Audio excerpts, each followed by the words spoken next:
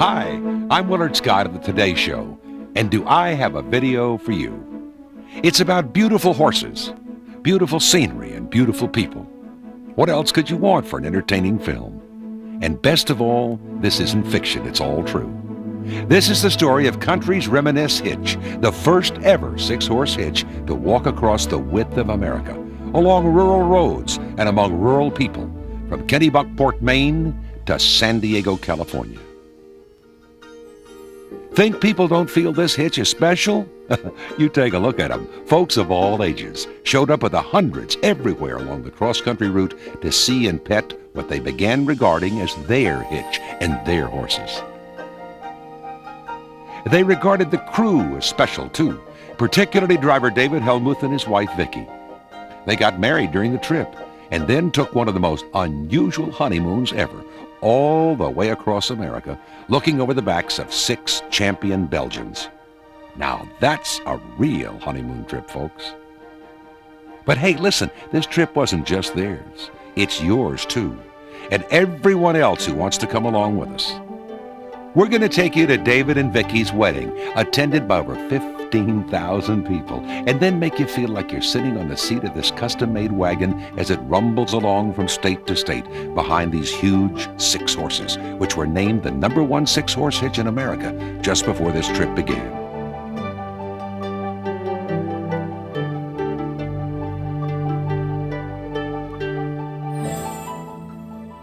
You'll be with us as these horses splash in the Atlantic on the East Coast and in the Pacific off the West Coast to officially make this an ocean-to-ocean trip. And you'll celebrate with David, Vikki, and the crew at the end of this 16-month, 3,600-mile trip, along with the 5,000 people who showed up to share the moment. What a glorious trip this was.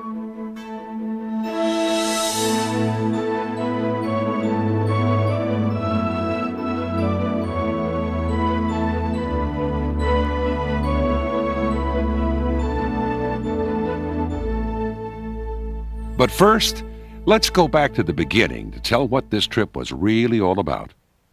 For those of you who viewed the first video of Country's Reminisce Hitch, which covered the first half of this trip, we hope you'll sort of bear with us for a few moments while we repeat some of those earlier scenes to familiarize others with this trip and its purpose.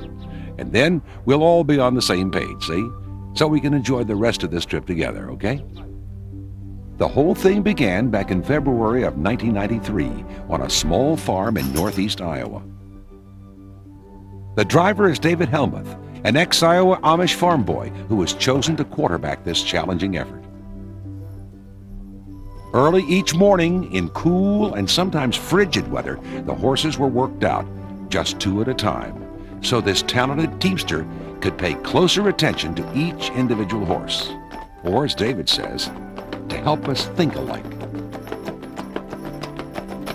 Finally, the training was finished. The team and crew were ready, and publisher Roy Ryman took a few minutes to explain why he and his company decided to sponsor this trip.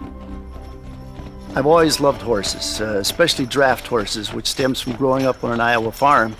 And I kind of grew up during that in-between era of agriculture that is in between horses and tractors. And my dad had a team of horses around on our farm long after other people had gone to high-powered equipment. And I loved to ride up in front of the wagon with my dad. And now and then he'd hand me the lines to those horses, and I guess I've been sort of holding on to those lines and the great memories that went with them ever since. So I'm doing this trip partially in memory of my dad, and probably in memory of a lot of other dads like him who must have people who still look back to those early times when honest, hardworking agriculture. But I'm doing it for another reason too. My dad taught me more than just how to drive horses. My mom and dad taught me that there were certain values, there were the right thing to do at certain times. And I was taught that if you are blessed with success, then you have some obligation to give back to the community that helped you become successful. So this trip across America with this hitch is a chance to give back to a community of more than 7 million subscribers who have supported us over the years. This is really as much or more their hitch than ours. Then the team was loaded on its special semi and headed out on its long trip from northeast Iowa to the trip's starting point at Kennebunkport, Maine.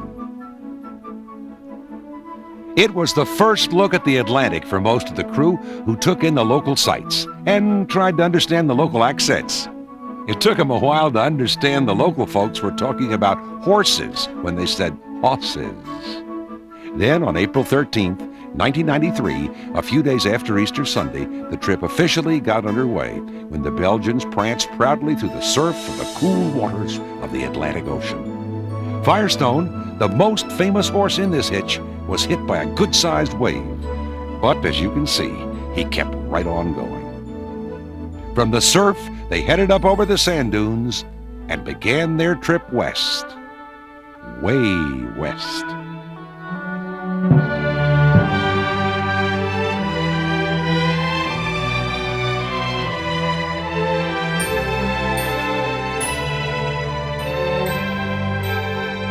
Even when it was raining, and it rained a lot during the first few weeks of the trip, the New England scenery was fascinating to the crew, especially its countryside and its quaint, charming towns. People of all ages were waiting and eager to ride. The hitch stopped at senior centers all along the route, fulfilling its mission of pulling for seniors, commemorating the 50th anniversary year of the country's first senior center. And sometimes, when it was too rainy for the folks to come outdoors, David took Firestone or one of the other huge horses indoors, right into the lobby of senior centers and nursing homes. Now, if you watch, you'll note Stoney here even checked in at the reception desk, maybe to see if his name was spelled correctly. These giant horses weigh over a ton each, and their ears nearly touched 8-foot ceilings when they were brought inside. But the residents thoroughly enjoyed these visits, and the horses seemed to relish the attention they received. Knowledgeable people say that horses have a special tolerance for children and elderly people. Stoney provided plenty of evidence of that during this visit. Oh, pretty, pretty. Just go like, Oh, there you go. Nice horse. Beautiful.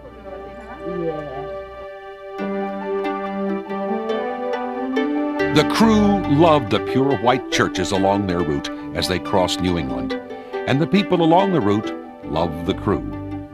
Folks showed up even on wet days to wave and to ride when they could, and sometimes even invited crew members into their houses for home-cooked meals. When you cover only 10 miles a day, crossing a state line is a pretty big deal, and the crew let out lusty cheers whenever they crossed another border. One of the more memorable days in Massachusetts was the day the hitch crossed the famous French King Bridge, captured in this scene filmed from a helicopter. Note how this docile, well-trained team doesn't flinch when the loud copter swoops right over their heads. And the scenery keeps changing as the hitch keeps heading west, 10 miles a day, 6 days a week, resting only on Sundays. Subscribers to Country Reminisce and other Ryman Publications magazines kept lining the roadways, waiting for a chance to see their hitch and hoping to get a chance to ride. In all, over 46,000 people, most of them seniors, rode the wagon during the 16-month trip. David even explained to them how he drives. We have 6 reins, 1 per horse. The top rein is always the lead horse. Middle rein is always your swing team. Your bottom rein is always your wheel team. Now, when I want to turn a horse, first thing I got to turn is my lead team. And I cannot let the wheel team know that I'm ready to turn the lead team so they don't all turn in the same motion. You want them to turn almost like in a circle. So when I'm going to do that is I will pull back about 2 inches and then I will pull, and that will bring my lead team over. I always say an inch is about 10 feet because they will take it that fast, especially a quick responsive team like this is. These horses will pretty much go wherever you're going to guide them. You can use voice commands like I always do. If I want them to trot, I'll say team. If I want them to walk, I'll say walk. Hey! We're off. Walk. Walk, boys. Now we're down to our walk. The reason that I want them to walk is I want these guys, with this 10 miles that we do each day, to be just as hardy as they can be when we get there. And that means by pulling them back and just kind of letting them be pumped up all the time, it seems like they just wear better. And also, of course, it shows a lot more pride in them than if you just run them and wear them down. I'm very excited about this trip. We're usually in cars and we're usually going 65 and moving along, and we just kind of fly by things. But I kind of like this slow pace because you can actually see everything in great detail. I always look at the fields around us and see the different crops of corn and grain growing. I love to go past houses and see the little kids out playing in their swings or flopping around in a swimming pool. I love to pass all these vehicles and they slam on their brakes and pull over in the ditch in front of us and start waving. There's nothing in the world I'd rather do than what I'm doing right now. This is not only showing the horses, it's taking a trip across America and sharing everything with all the people. And after all, it takes all these people to make it happen. And it's just totally awesome. Also awesome are the 6 beautiful Belgians, especially Firestone, who is regarded as a legend in the draft horse industry. He's the second horse on the right side in the swing position. He's won more awards than many horses win in a lifetime, and he still has 6 to 7 years left to compete. The trip offered David and the crew an opportunity to give people some background on the draft horses and about the contributions of draft horses to the growth of this country, back when horsepower was limited to real horsepower.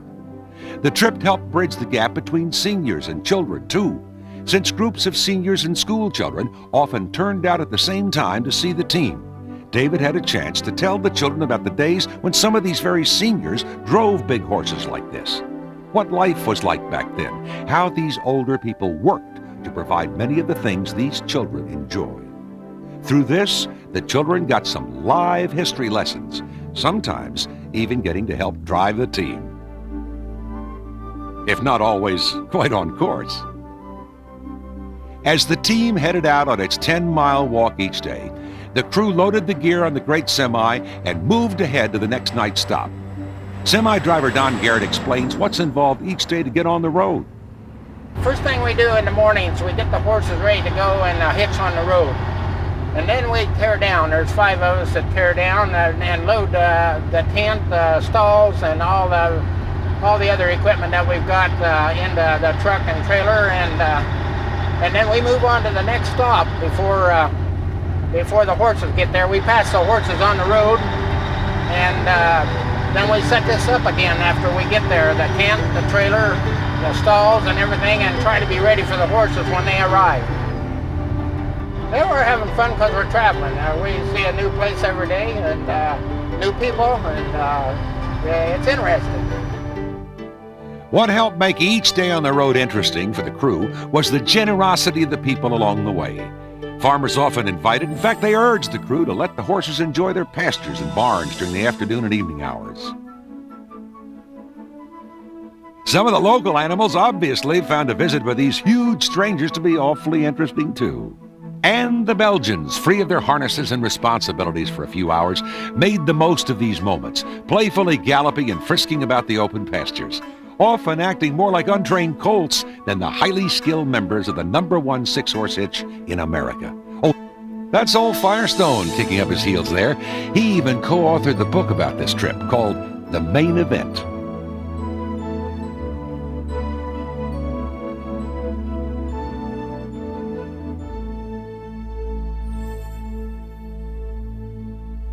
A feature of this night's stay at Hancock Shaker Village in Massachusetts was the unique round barn that you see here, which is thought to be a forerunner of barns across the country at the time. And the sun sets on another satisfying, memorable day on the road. Meeting new people daily, Vikki shows a young visitor what she does each morning in readying the team. We're going to be in the parade here this evening, so I'm just preparing the geldings' manes for them by putting a braid in them with ribbon. The horses are handling this considerably well. In general, they're gaining a lot of muscle. They're holding their weight just beautifully. They seem to have a lot of energy when they get in parades and different kind of social activities where we have a lot of people and a lot of excitement going on. They seem to perk up and get in the spirit of things and realize it's time to put on a show for everybody. When the crew began hitching up the team each morning, the crowd closed in tighter to see exactly how it's done. Mostly, though, they just wanted to get near this outstanding team that they began regarding as theirs. Horses are beautiful. Thank you for bringing them. They're a great thing. That's the most gorgeous setup that I've ever seen, and I've seen a lot of them. Wow! These Belgians are gorgeous. This hitch is just beautiful. It's fantastic. I can't say enough about it. This is the coolest 4th of July we'll ever have in our lives. The 4th of July celebration is always a big affair in the small town of Chaffee, New York. But last year's celebration, the locals said, was the best ever, since it featured a 6-horse hitch headed clear across the country and just happened to be in their area at the perfect time. Now, this is what this trip was all about, bringing some good, clean enjoyment to thousands of people across the country by showing and sharing their hitch, the team co-owned by more people than any team in the world, the more than 8 million subscribers to Ryman Publications magazines. We felt just as good being in the parade tonight as we did in the Pasadena Rose Parade. So these parades are fun, and it takes people like you to make them happen, and we love you. Thank you. The friendly reception of these small-town folks all along the way made every day seem like the 4th of July to the crew members and to Ryman Publications editors, who often visited and rode with the hitch. After crossing through New Hampshire, Massachusetts, New York, and the northwestern corner of Pennsylvania, the hitch stepped across the border into Ohio and headed toward the small Amish town of Sugarcreek, where the much-anticipated wedding of David and Vikki took place. Over 15,000 Country and Reminisce subscribers showed up to share in the celebration. It is very exhilarating. It really is. Very Great. emotional for me. Yeah, we got riding horses at home, Morgan's and the Porter, but nothing like this. Oh, the horses are just great. I used to drive horses that size when I was a kid to home, and I really enjoyed it. And it never got out of my blood, I guess. It's really more than I expected. I think it's just wonderful. It's a beautiful day to have this. Glad to be a part of it. We drove all the way from Chaffee, New York, just to come to the wedding. We came all the way from West Virginia just to see this. I'm from Elma, New York. Doylestown, Ohio. Pittsburgh, Pennsylvania. I've come from Boston, Massachusetts. Louisville, Kentucky. Can you believe I came 700 miles to go to this? From Albany, New York. Waterloo, Iowa, Northeast Iowa. Our son works for the crew. We drove down 5.5, 6 hours last night to come to the wedding. The problem was we had trouble finding a motel. We didn't get a motel till 3:45 this morning. Wasn't a route from Sugarcreek to Canton. I'm Pete, the best man. I came in from Stockton, California. I'm Virgil Thompson, the bride's father. We live at Winchester High. Wilbur Helmuth from Wisconsin, David's brother. This is my uncle, Perry Bonter from Iowa. Well, I knew David the day he was born from there on. I think a lot of the boy. He was really good with horses. Even as a little boy, he was really good with horses. Believe it or not, folks, it's still on. Now you know, Judy, what we're going to do? I thought I'd just fill you in a little bit of what is the plan today. Well, for number one, thanks for coming out. The wedding is on, and we're getting married this afternoon at 3 o'clock.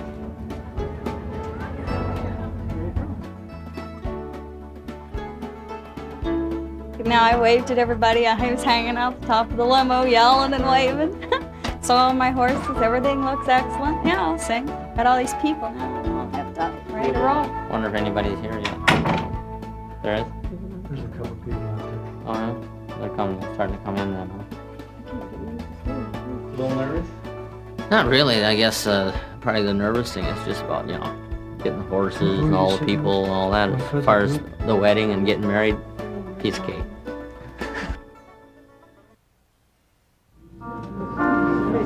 Finally, with a full church and thousands listening to the loudspeakers outside, the long-awaited ceremony got underway.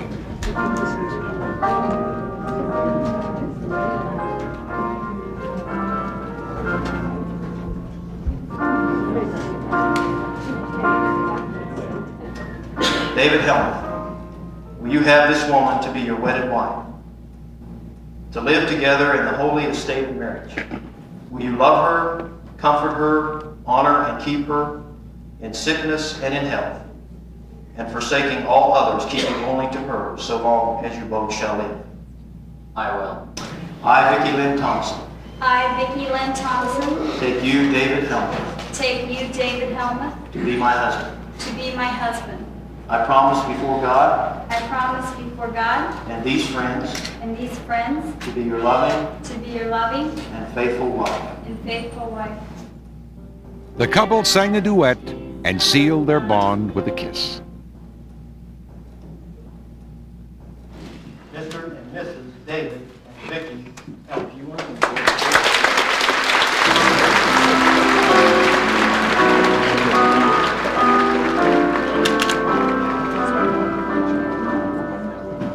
The newlyweds climbed on the wagon and drove over to an adjoining pasture parking area where more than 1,000 guests waited and crowded under a huge tent to share in the outdoor reception.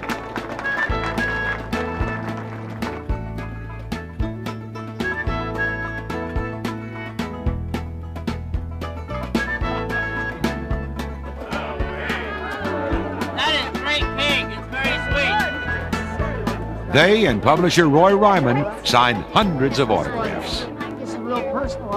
The couple had signed dozens of autographs every day of the trip, but this day, Vikki signed David Helmuth for the very first time. Many people brought them country-oriented gifts. The couple headed off for a private reception and dinner with family members that evening, and the very next day, it was back on the road again. They headed through the heart of Holmes County, Ohio, the home of the world's largest Amish community. Over 40,000 Amish people live here, and these hard-working folks have a special love for draft horses.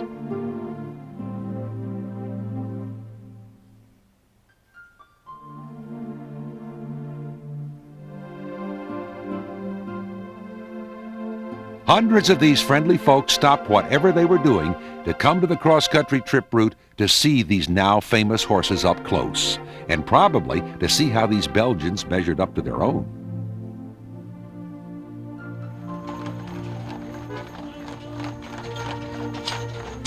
The Amish are known for their home cooking, and the crew was invited into several Amish homes to enjoy a home-cooked meal.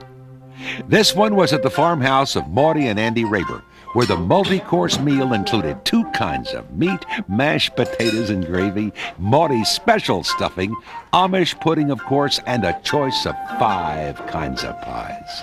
And the ingredients for nearly everything served, even the mint for the tea, were grown right on the farm.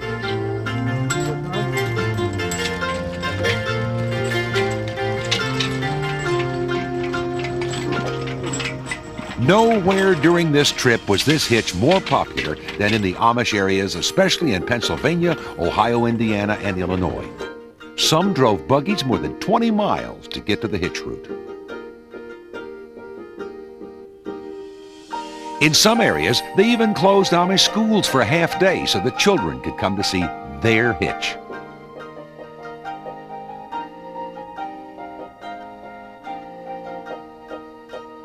Hundreds of tourists flock to these Amish settlements each year to buy handmade furniture, toys, and colorful quilts, or just to watch these plain people at work in their fields.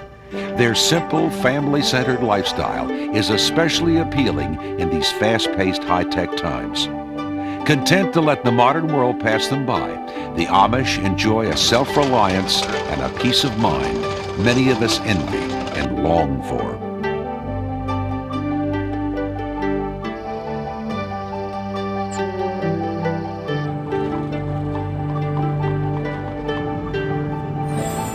Amish country's a lot of fun.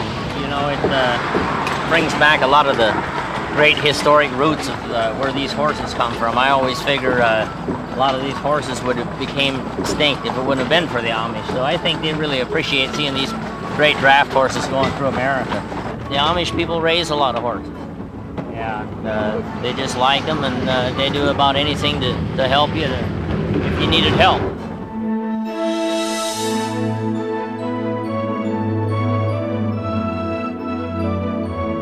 And I always say, Going through America is the easy part, but as many people as we haul, we broke a record the other day. We hauled 540 people in 12 miles. I mean, that's just about stopping at everybody's driveway.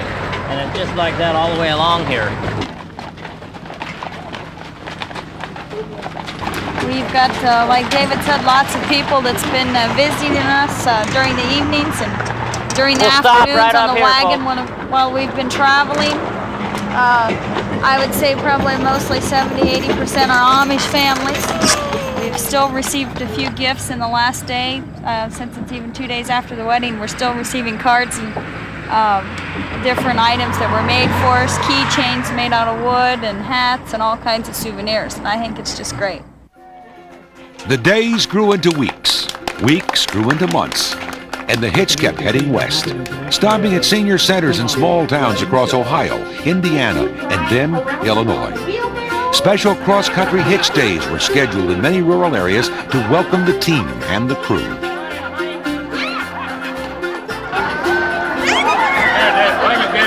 Right there next to Vikki, that is maybe a one short ride besides the long one that you're going to always remember. I want to take another couple minutes, first of all, to present to you some things of Walnut Creek and typical of this area as a welcome and as a part of your wedding. Here's a whip. I'm not sure if you need that or not, but masked leather. Masked leather designs that for horses, not for people. Well, folks, this is just another good example of what this trip is all about. I think you probably noticed, for number one, the country Reminisce Hitch, and then it says, "We are pulling for seniors." We are pulling for seniors. And that's what's so good about this whole trip. We have seniors aboard, as well as young kids. And we're trying to get a little more togetherness with the old and the young. Behind the scenes, the crew put in long days, which often included buying fresh hay from local farmers along the route.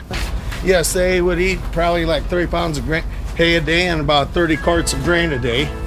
And they would probably, they might drink like 25 to 30 gallons of water a day. And that would depend on, of course, how much they're worked and how hot weather it is out too. The public has really appreciated us. This is probably the biggest thing that's happened to small town USA.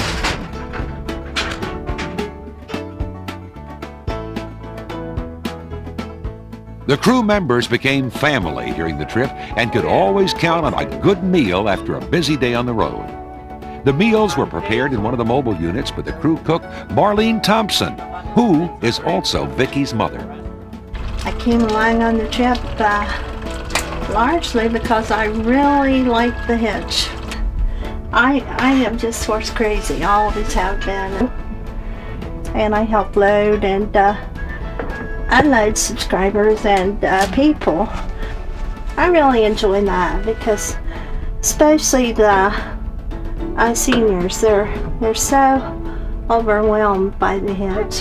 There seems to be a bond between this hitch and seniors, and I really enjoy that part of it. This is quite a hitch, I'd say. I think they're beautiful, and it was well worth my time coming down to see them. Oh, I think this is wonderful. I'm really excited. Really excited. I'm so glad you came through here. We had to come back again today. I had to bring Mom and Dad back out to see them. And I really enjoy seeing the horses. I was brought up with work horses. And Dad would always use 3-horse hitches a lot to plow and to run the wheat binder and things like that. When I was on a farm, I would give my left leg to have a horse like that. As you can see, rural folks love these horses for a variety of reasons. For most of the seniors, they love them for the fond memories they revive.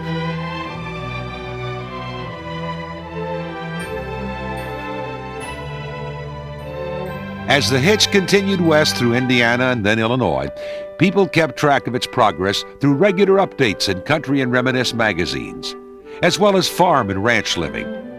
They even dialed the special hitch hotline for up-to-the-minute reports on the hitch's whereabouts. Some families told the crew they drove over 500 miles to the hitch route to see their team personally.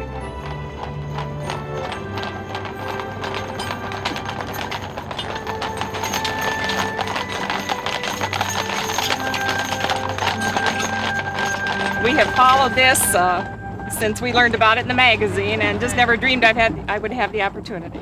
Whenever do you get a couple on their honeymoon inviting you to take the whole world with them on their honeymoon?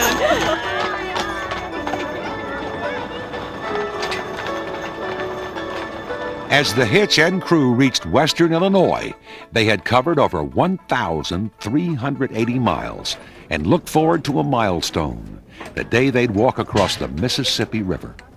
That long-awaited day finally arrived on a cool gray morning in mid-October. Well, today we're going to be crossing the Mississippi River. Of course, that's something that we've been looking forward to for a long time. Some people think it's the halfway point. It really isn't. We're not halfway there yet, but we're getting closer. And it's one of them things. The horses are holding up well, and I guess that's a good feeling because this is something that we talked about for a long time. I guess I'm pretty proud of this little 3-year-old here. Broke him right on the road, and now he's going to cross the Mississippi. A year ago, if I would have told him that, he would have thought I'm lying to him.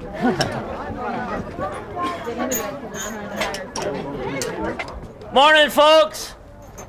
Good to see you.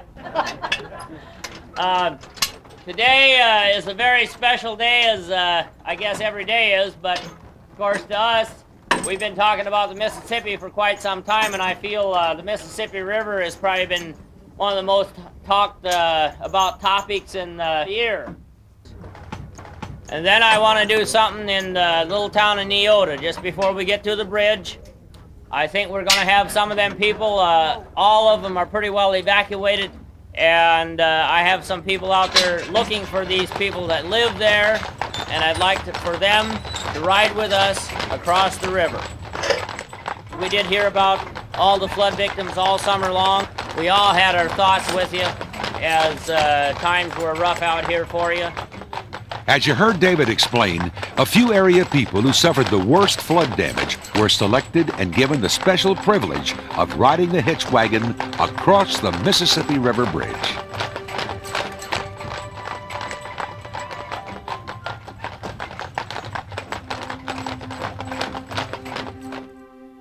Which house did you live in? Right on down here, where there's where my Buick's sitting in the driveway. Uh-huh. Well, I'm not living the first there. time that I came into this town, I said, whenever we come in here, I hope that all the people that used to live here, we can at least share a little time with them to go across the bridge. Thank you. The mighty Mississippi have made a lot of history this year, and I know a lot of you had to suffer with it, but it just shows what kind of strength that you have, and you're still surviving, and you bet. Takes a lot. I agree. And I want to Oh man, would you please just look at the watermarks on the homes and businesses of these unfortunate people. sadness, I guess, to all the people that lived over here in the little town of Neota. Many of them just lost their homes in the flood, and I think all of the whole United States' thoughts was with you. But of course, some of you had to suffer with it, but I see you all survived it well, so that's great. We were lucky and didn't lose any lives. And then they came to the bridge. It's October the 15th, and we are going to cross the Mississippi. They call it the mighty Mississippi, and I guess it was pretty mighty this year. To this day, right now, we went approximately 1,380 miles, and we have about 14,600 riders. That just kind of gives you an idea of how many people rode with us. If anyone would have told me 2 weeks ago I was going to be doing this, I wouldn't have believed it. This is something, folks, that I've been looking forward to for a long time. We're parked in the middle of the bridge, the Great Mississippi. So far, it's been awesome. The Great Mississippi, we've heard about it a lot, and it's very special to us to take this privilege with all these great people that are riding with us each and every day. with these champion Belgian draft horses as we go across America. And I think there's one thing that we need to know. If it wouldn't have been for God's help and all the great people of America, this would have been impossible. And we love each and every one that comes out and sees us, and God bless you. Thank you. God bless you. Thank you. The toll taker on the bridge probably thought he'd seen everything until today and seemed a little puzzled what he should charge. Oh, he decided on a budget price of just a quarter, basing it on the rig rather than the horsepower. Hey! You know how to work it, don't you? David let out a cheer when he came off the west end of the bridge. He was back home in his home state of Iowa, and many Iowans showed up to let him know that they were glad to see him again.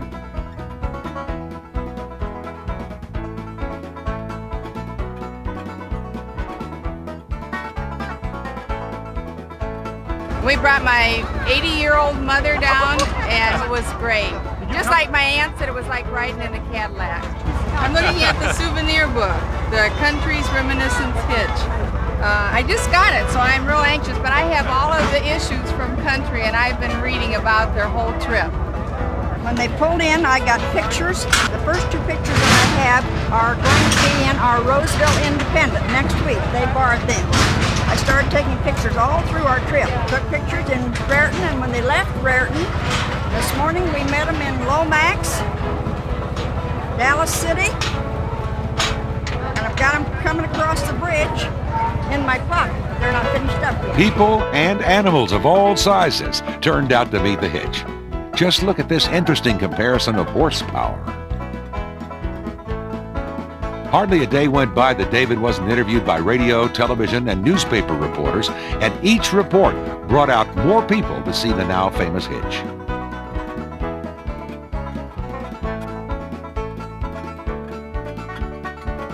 I know a lot of you are going to ask me, what are you going to do this winter?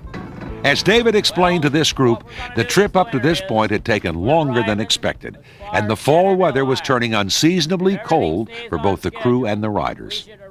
While we'd planned to make it from Maine to California in one continuous journey, we were forced to switch to our contingency plan to avoid traveling through the Midwest during the cold winter months. So, at Centerville, Iowa, David explained we'd implant a golden horseshoe, a la the Golden Spike, to mark the progress west at that point. Then haul the team to San Diego, California. There, they would begin walking back along the same route as originally planned, heading back to Centerville. The folks in Centerville were delighted to hear of these plans, of course, and immediately began organizing some special events for when the team reached there. Meanwhile, the hitch continued west across Iowa, stopping in more small towns and at more senior centers and nursing homes along the way.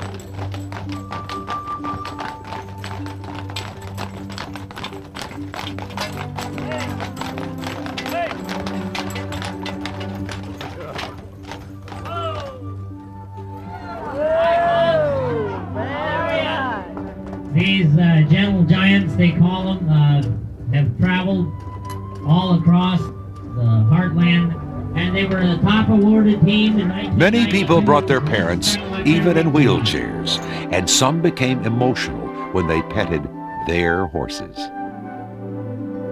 The oldest person that's touched one of these horses was a lady in Hardin County, Ohio. She's 109 years old. So think about it, you're only as old as you feel, because she came right out and touched him and she said, he's warm. And I want any of you that want to come out here and touch one of these horses, you're sure welcome to. That's why we brought them here. We're very proud of these horses. We're very proud of what we're doing, but the most proud thing that I like about it is because we can share it with America. We can share it with our school kids. We can share it with all our seniors. And that's what's so good about this whole trip. We have seniors aboard as well as young kids. And we're trying to get a little more togetherness with the old and the young.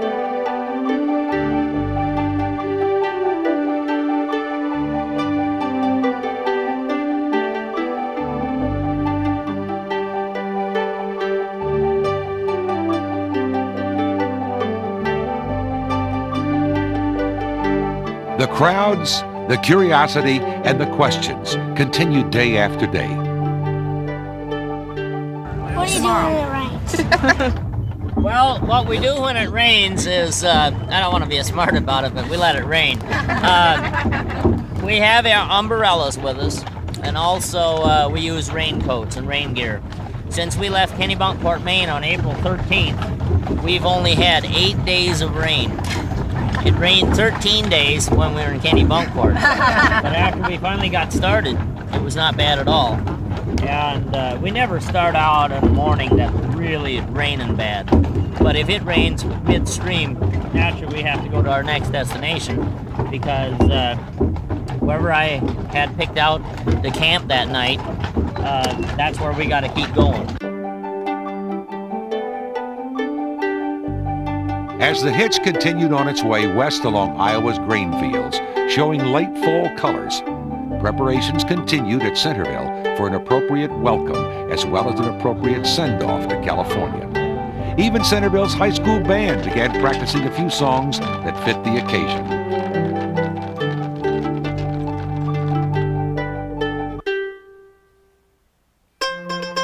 There it is, the city limits of the town of Centerville. Local riders came out to meet the hitch, and even the local bank welcomed the hitch on its marquee. Several thousand people were on hand to greet the team and share in the fun. And while it had been cold up to this point, the weather cooperated and it was a perfect fall day.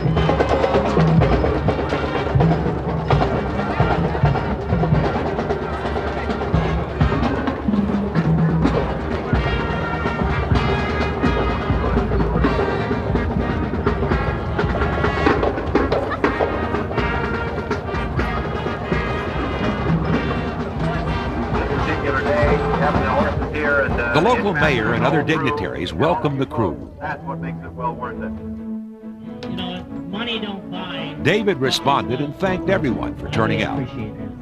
And then one of Firestone's horseshoes, gold-plated for the occasion, was implanted at the edge of the town square, facing west, to indicate the exact point reached so far in the team's walk from Kennebunkport, Maine Thank you, and we're to going again Iowa. for the fairgrounds, and we love you. God bless you.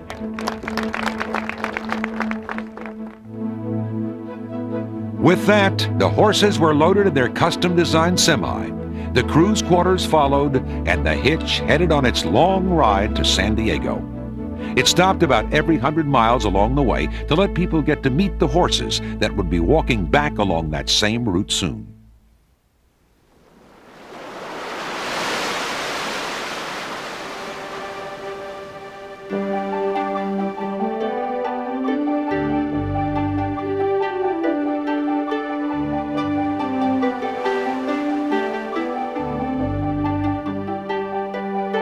Talk about a change of climate. The horses loved the California sunshine, and for many crew members, it was the first time they'd seen the West Coast as well.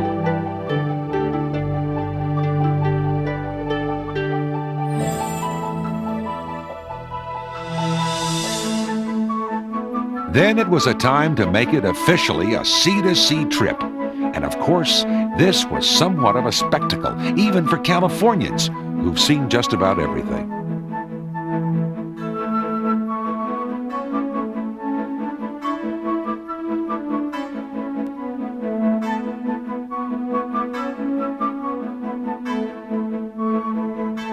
Splashing out of the water, the team headed east, way east, beginning their walk back to that golden horseshoe in Centerville, Iowa, to complete the first ever coast-to-coast walk by a 6-horse hitch.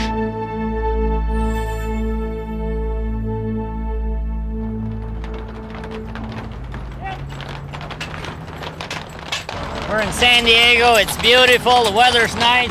What a splash in the ocean. The horses just love the water. The waves were just nice and warm, and it's almost like the horses wanted to do it more than what, they didn't want to get out. They just wanted to keep going. I think what I really liked about it is we shared such a great experience with so many people that never seen these big horses, especially right in their backyards, and I think that's a great thing that we're giving back to them. I love it. It's God's country out here. all the beautiful palm trees and the ocean. It's just great. Horses love it, the crew loves it. We're just happy to be here. Definitely made history today. On board this day was another draft horse driver. You need a break, Dave? I tell you what, let's make it a little bit for the women this afternoon. I'm gonna give the lines to my wife, Vikki. And I'm gonna have you get up here. Just come up here, PJ, and sit right here. Now, I drive a team of Belgians. I have my own team, Barney and Clyde. And in April of 1990, I went to Stockton, California, and I took a one-day seminar with David, and he taught me how to drive Ford. How you like driving them? Do they pull hard? They pull hard. So, My one of goal David's is prior to, students get a four got to up drive together and country's go from Reminisce San Diego Hitch. to San Francisco.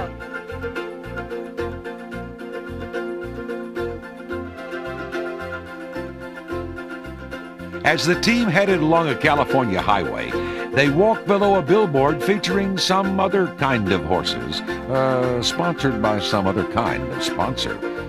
Hey, I mean, who ever heard of them anyway?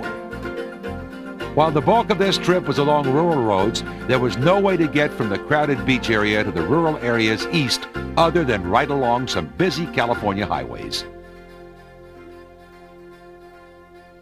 As they continued east during December, David explained just how he regularly checks out the road ahead. I always do my, I call it front running in the afternoon, normally when I get back from the hitch, and it normally is, usually I leave about 2 o'clock to do the next 10 or 20 miles. But once a week I like to run about 70 miles a week just to kind of get an idea at least what territory I'm coming into. Of course, when we left Kennebunkport and headed west, it was a lot easier finding places. But out here in the desert area, we're going to have to rough it quite often because people are going to understand why we have all our vehicles self-contained, because I tell you what, a lot of these places you won't even find electricity for about 40 miles to some of the towns. So this is probably one of the last towns that we'll see for a while. So gives you an idea what it really is like on the road. I got a contact down here, a feed store, that sounded like that's probably going to end up being the place we're going to stay at. And it looks like their parking lot's big enough, so this will probably be it. Our horses, you know, when they're working hard, we feed them 4 times a day now. And the reason for that is to get their energy going and keep their energy up. And as you can see, the horses, you know, they're definitely keeping up in good shape. But it's because we feed excellent alfalfa hay, about 30 pounds a day. Out here in California, it's known to have excellent hay. And of course, tell you what, this hay here looks real good. And how you can really tell is whenever hay has got all these good leaves on it, that leaf is excellent protein. Now, if a bale would just have this on it, that is stems. You would never want to buy hay that just is stemmy like this, because horses won't like it.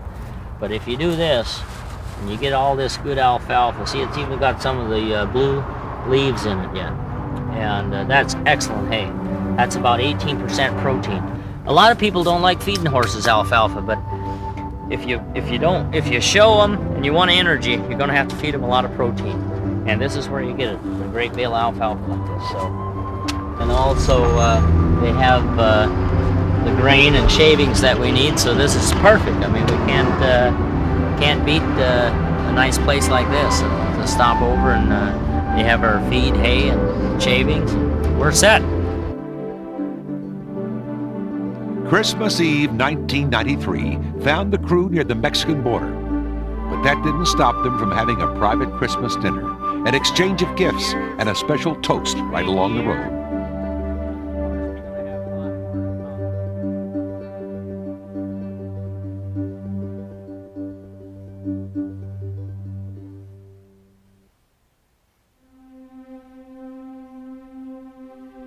The crew loved the scenery of the Southwest, especially the mountains and the sunsets as they slowly worked their way across the desert to New Mexico.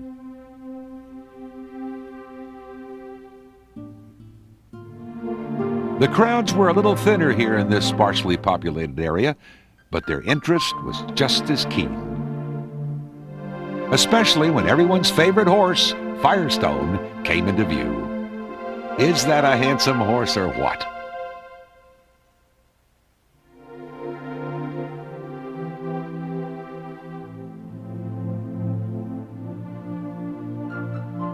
As they did everywhere else along the route, the visitors quietly soaked up the atmosphere, took dozens of pictures, and watched the crew hitch up the team.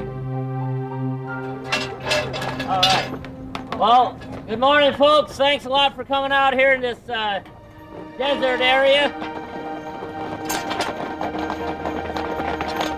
And desert it was. The crew members from New England and the Midwest said they heard sounds in camp at night they'd never heard before. They and the horses loved the warm weather during January, February, and March as they slowly inched eastward across the map, now having walked over 2,000 miles since leaving Maine nearly a year ago. We're just north of Socorro, New Mexico. We have traveled since December 13th as we left San Diego, 1,100 miles. And of course, today is pretty much the last day of March, so it kind of gives you an idea how long it took us. I think what's so unique about this is you can see a real tall, that's a big mountain over there, then you see a canyon, then you see desert, and then you go across the road over here, and now we get into a lot more marshland, and that's really a marsh down there along the Rio Grande. In fact, that's a wildlife refuge down there. So it's pretty special, and then of course you go 5,000 feet up again, you see a mountain with snow on top. So there's about 5 different scenes you can get right in this area.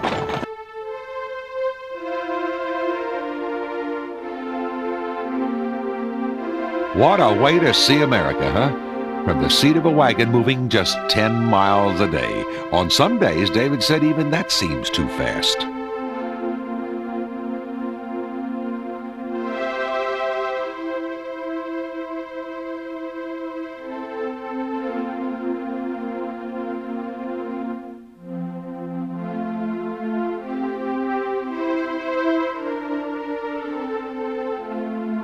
It's always nice to run into old friends when you're on a trip. And this was the case when the route took David near the New Mexico farm of a draft horse owner that he competed against at various shows over the years. The Jordan Perriot family has been having draft horses and showed in competitions, a lot of the shows that we used to show in when we won our top award. And what I'd like to do today is, Perriot is a good friend of mine, and he's going to bring his 6-horse hitch out. And we're going to take 2 top 6-horse hitches out there and do a little show performance. And I guess the neat thing about it is, let's see how these guys can perform 2,200 miles later, because that's how many miles they got under their belt. And of course, this is still the same 6-horse hitch that we have been using all along. And one of the great horses in the world is this man right here. This is Chip. He's the best lead horse I've ever driven. As far as I'm concerned, the best lead horse I've ever seen go. And he'll go out here today and put a performance on that's just unbelievable. And you want to watch his legs, the movement, his style, his headset. Everything about this horse is just totally awesome. And of course, the others are great horses too. But he is the lead horse, and the lead horse is born. You can't make a lead horse. This Perriot 6-horse hitch over here is one of them hitches that I always admired when I seen them come in the show ring. They came a long ways in the last 5 years because they learned when they go in the show ring what it takes and what it needs. And of course, you'll see today, they got a pretty stylish outfit.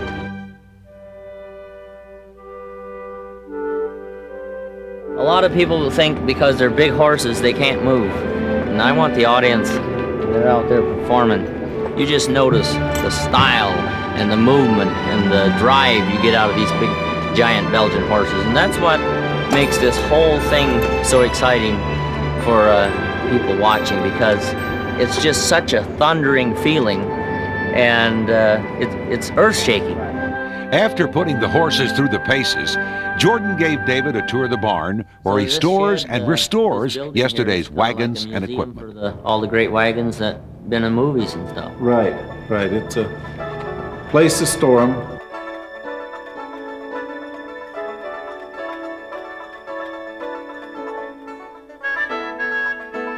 Wow, you know what? I've never seen one of them. You can't just walk anywhere and find this kind of wagon. I mean, it's, you know, it's very rare. So this is the milk wagon. Right, this was what they used to deliver the milk door to door in them days. 1915. How long did it take you to accumulate all this stuff? Oh, I mean, probably 15, 20 years. Wow, I remember this, the old gang plow. Yeah, you probably rode on one of them a lot, haven't you? Yes, I did, and I flew off to sea a lot of times. There's only one thing that happens when you put this thing in gear and you put it and you hit a rock, off you go. I didn't realize, you know, how many people really do remember when they used to farm with all this stuff. Because, you know, if it's not brought to their attention, you kind of forget it. Right. It's good, I think, that you're bringing it back and that the young and the old can get together and reminisce over it, really. If the young kids don't ever get introduced to this, they'd never know that it was ever even available. Right, they never knew what happened or how it came to be. Right. Well, thanks a lot for everything. I tell you what, it's been a great thing. Good luck. I think you got a good hitch together. It was fun going out there today and seeing them two powerful sixes go around. And the only difference is I got to keep going across America touring, and you keep doing the shows. The horses always came first on this trip, and time was always taken to give them the best of care. That included a new set of shoes applied by an experienced farrier, Glenn Grizz, every few weeks. We'll let Glenn explain how the job's done. Well, I've been shoeing for 14 years now, since I got out of high school, and I'm the 8th generation of my family, along with my cousin and my brother. And there's 11 of us shoeing. We're out of Connecticut. We're coming out to do these about every 4.5 to 5 weeks because the mileage they're doing, they're burning the shoes off quicker than I've ever seen before. Here's an old shoe that is 4.5 weeks old. You can see the difference right here compared to the new shoe right here. First, we'll bring a horse in. You got to cut the clinches, the nails, the top of the nails that's holding the shoe on. Pull the shoe off, and you pare the foot out. Make sure there's nothing wrong with the foot. Look for stone bruises or anything else that could be wrong. So once the shoe's off, you pare the foot out, you give it a thorough inspection, then you cut the foot down. And the foot's got to be level, but it's also got to be correct too. Some horses may be pigeon-toed, some may toe out, some may grow heel on one foot, no heel on the other foot. So they got to be even when you get done. So once you get the foot cut down, then you get a new shoe, which requires a forge. We'll heat the shoe up, fit it to the foot, and then cut a new pad for it and nail the shoe on. All these shoes right here are made back at our shop in Connecticut, and we're always pounding on iron back home, even when we're shoeing other people's horses. The forges are always going, and in between horses we'll make some shoes up, simply because these horses are wearing shoes out so fast. You saw that rubber pad applied between the shoe and the foot on each horse? Well, David says with that, these horses feel like they're wearing sneakers. And by the way, listen, for you youngsters watching this film, don't be concerned about those nails you saw Glenn pound into those hooves. The nails actually attach the shoe and are driven near the edge of the hoof, where there's no more feeling than you have in the edge of your toenail. Aren't they something? You talk about poetry in motion. After more than 2,300 miles, these horses are still going down the road with their powerful legs moving like a sewing machine.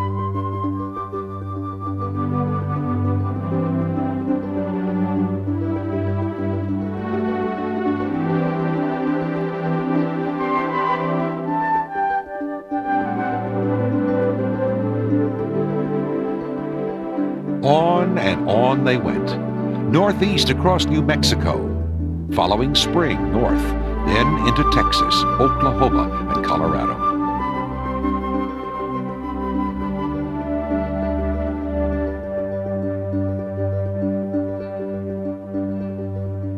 The horses were given a breather as often as they wanted, and riders climbed aboard even in isolated areas. We accidentally took this road and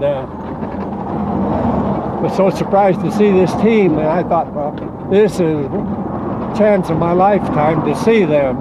And as we came on this, well, I saw the horses wagon up ahead. When I got up here, oh my gosh, it's a 6-horse hitch from Roy Raymond's, and how am I going to get a picture or anything? And then when you called from your seat and asked about would I like a ride, why, I jumped at that. Well, welcome aboard. Well, I'm from Iowa and not too far from Zeering, where there's been a lot of history made so far as horse hitches, but I'm full of questions. That's all right. That's what we're here for. How do you get the feed for the horses? Do you have a truck or something that... we have a barn on wheels and a house on wheels. And of course, the house, that's where we have her cooked, and she does all our home cooking. But as far as the feed, hay and grain, we can haul 3,000 pounds of grain on top of the semi. And of course, hay, we have another trailer, and we can have about 2 weeks of supply with that. Now, the biggest problem is, when we're out here in the desert, you've probably seen on the way out here, that sometimes the towns are about 60 miles apart. And, and we've had to go 30 miles just to get water. But we can handle right at 1,000 gallons of water. That's how much room we got to carry water with us. So everything is 100% self-contained.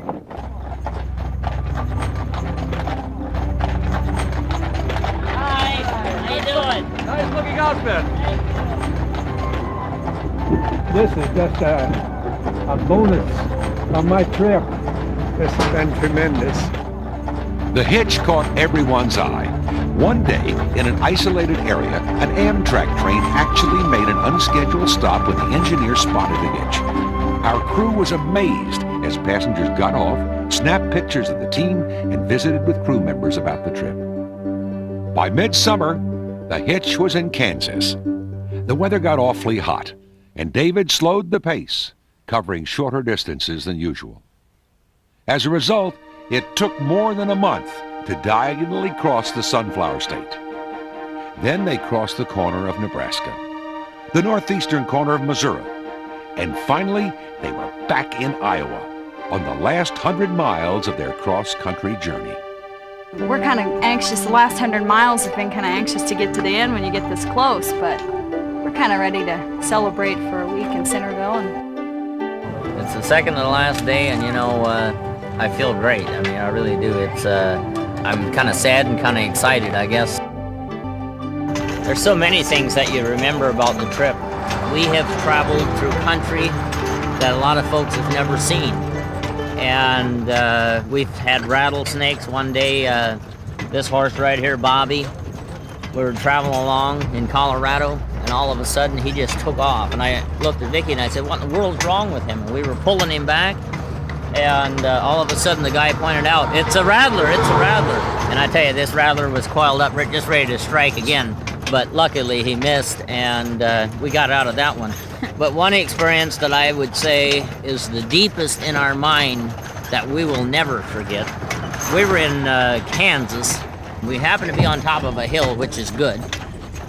That night, about 5 o'clock, I thought it looked awful cloudy up north. And I told the guys, I said, I tell you, there's a storm coming, and I said, we got to get everything buttoned up real quick. We took every motor home we had left and took it around the tent. We put the curtains up. By the time we got the last curtain up, wind started coming, and I'm talking 85 miles an hour to 110 mile an hour wind. We were under there. The harness just took off, and it just blew it right out in the open. It was raining, hailing. I've never been in an experience lightning. It was unreal. And some of my crew members said, we're not staying in here. I said, whoa, the horses are in here, we're staying. I said, we're not going anywhere. Where are you going to go? We're out in the middle of nowhere. The horses were really not spooked, and I'll tell you why, because I think they thought, if we're dumb enough to be in there with them, it must be okay. They were fine. But the wind was so strong that it lifted the stalls up, and them stalls are heavy. So we tied the horses to the stalls and the tent to the stalls and anchored them in. Everybody was soaking wet.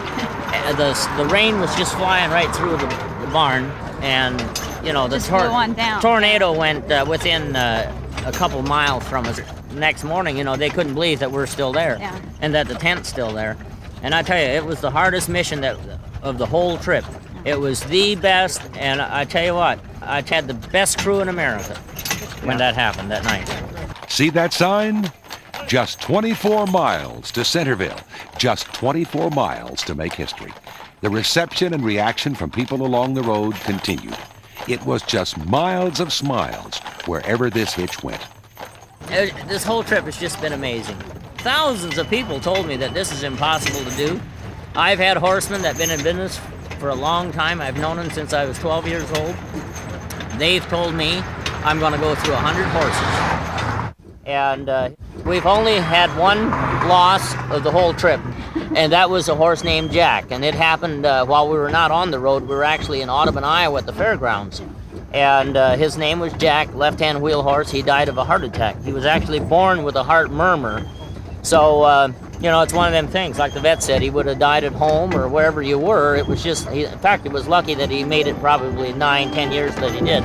We have one thing left, and that's we'll always have his memories and the pictures and stuff like that. So that's the only tragic thing that happened. So that's better than going through 100 horses like some people said that we're going to do. For the crew's last night on the road, it was time for a prayer of thanks and one last dinner together. Tonight, I wanted to make our last night for us being together as a dinner. For us, and thank you for this, the memories and all the... There was even a special hitch cake supplied by one of the local ladies. People brought the crew food all along the route, from just picked apples to just baked pies. But this cake, decorated with 6 chocolate horses, was a special treat. Later, there was still one more interview for David and They didn't only win the nation, they're the only American hitch that's ever walked ocean to ocean, about 3,500 miles, giving 46,000 people rides. On the final morning, August 12th, in a barn just outside Centerville, Vikki braided the horses' manes one last time. And we went through a lot of Maine rules. Local folks came early to watch the preparations. Then, like the coach of a winning team, David led the horses out of the barn on this final morning. He told the gathering crowd what they could expect and got ready to move out. Going out, have them come on. That way it's fair for everyone. This is for the camera. Congratulations. Thank you. One more mile. With that, dapperly attired in matching violet western suits, David and Vikki struck out over their last mile, the last of over 3,600 miles they'd driven this hitch. And the people were eagerly waiting, more than 5,000 of them, ready to welcome them back home.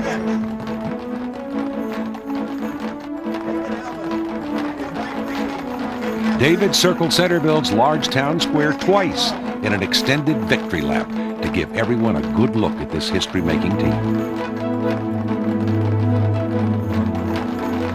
Then yelled whoa to his team one last time and celebrated the end of this trip of trips with a whoop and a salute with his hat. It was sort of a Hollywood moment.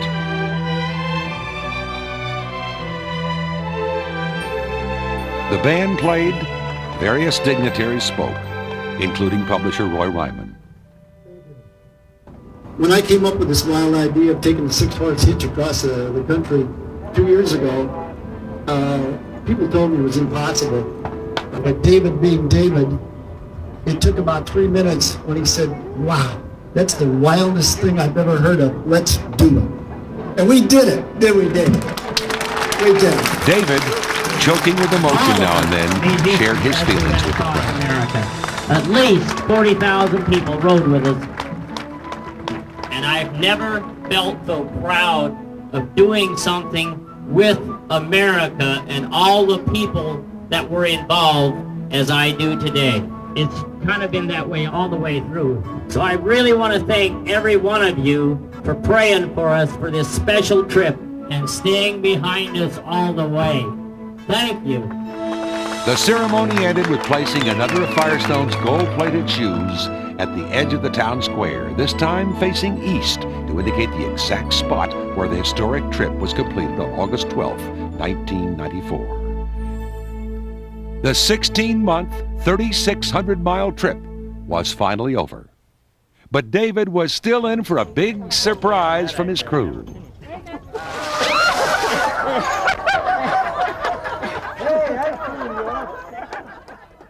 What a good time they had. The crowds lingered around Centerville, savoring the moment, watching special draft horse demonstrations.